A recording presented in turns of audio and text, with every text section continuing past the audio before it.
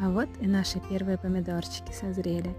Это сорт томатов черри «Вишня в шоколаде». Для черри помидоры довольно крупные, размером 3-4 сантиметра. Я сняла попробовать только одну помидорку, а надо было брать все. Она уже полностью созрела. Очень сладкая, со своим особенным вкусом. Просто настоящее объедение.